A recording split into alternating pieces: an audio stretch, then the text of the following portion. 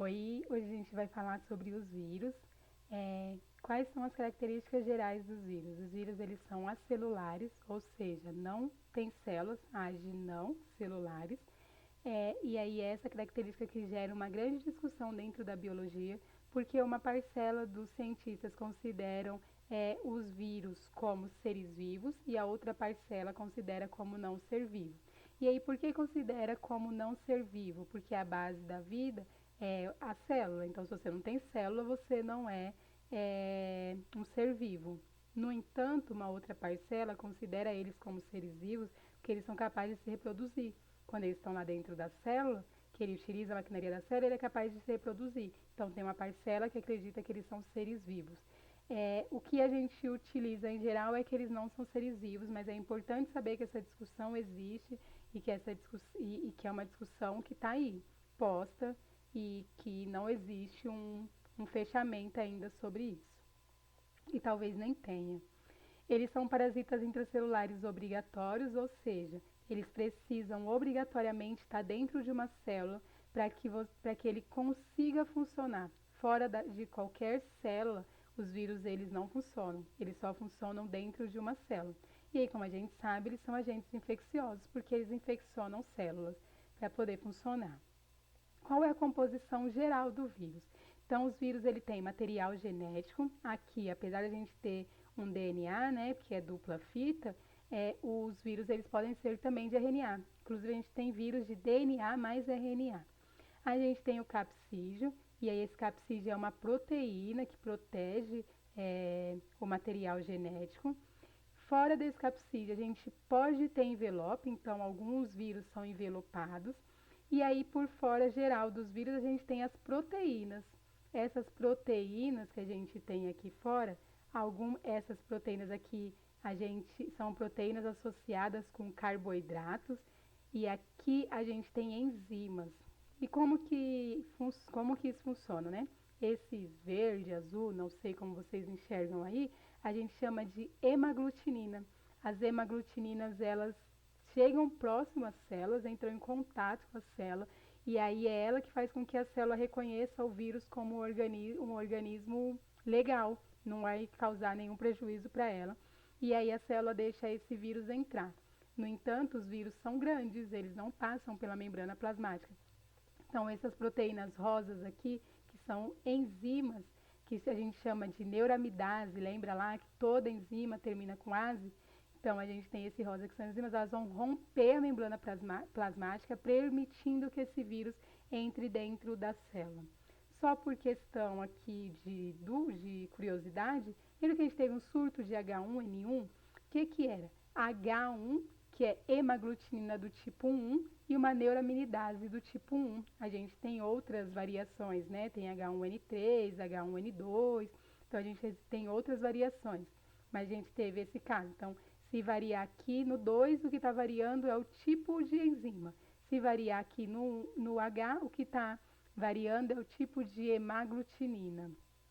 Um outro tipo de vírus que a gente tem são os bacteriófagos. Os bacteriófagos são células que parasitam seres procarióticos. Então, os bacteriófagos vão estar lá parasitando as células, as bactérias, células bacterianas.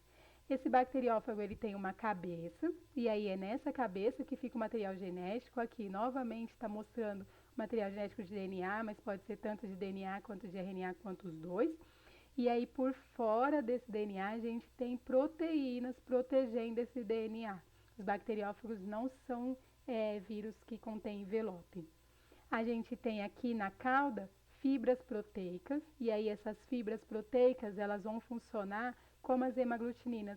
São elas que vão encostar lá na célula, fazer com que a célula reconheça ela como amiguinha. Aí essa bainha contrátil vai diminuir. Quando essa bainha contrátil diminuir, o que encosta na célula agora é a cabeça, e aí essa cabeça libera o material genético lá dentro da célula e a gente tem uma célula infectada. Como eu falei para vocês, a gente tem vírus de DNA, vírus de RNA e vírus que são os dois juntos. Um tipo de vírus de DNA que a gente tem são os adenovírus. Os adenovírus eles causam infecções respiratórias.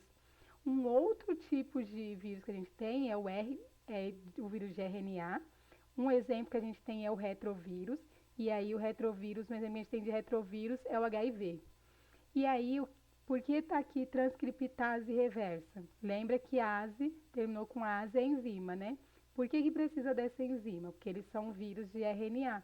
Como eles são vírus de RNA, eles vão precisar utilizar a transcriptase reversa para escrever um DNA a partir desse RNA. Então, quando ele infecta a célula, entrou o RNA, eles utilizam a transcriptase reversa da célula e produz o DNA a partir disso.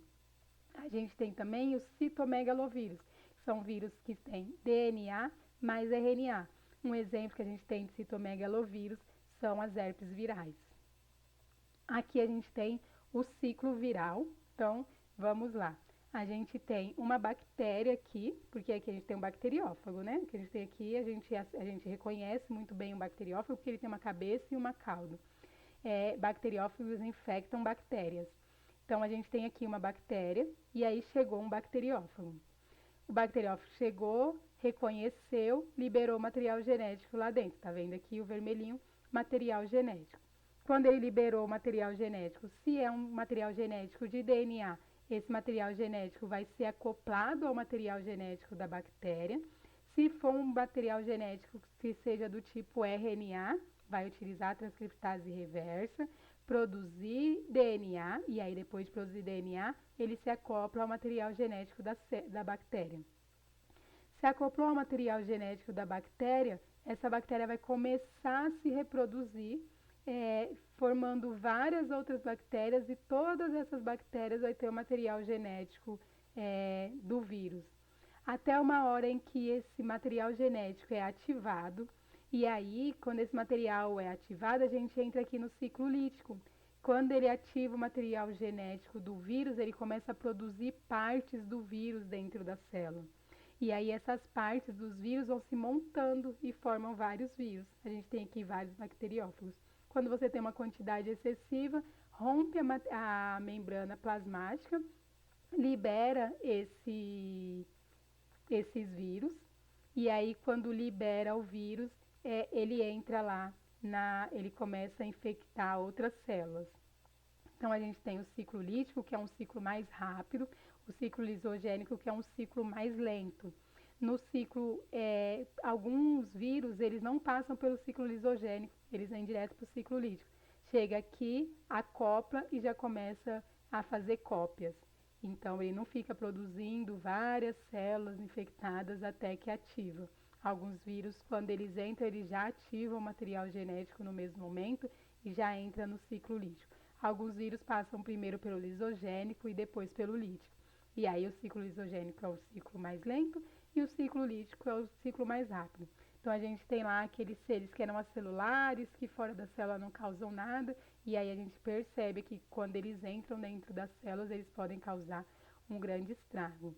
Eu acho que de vírus, o mais importante de vocês saberem é isso.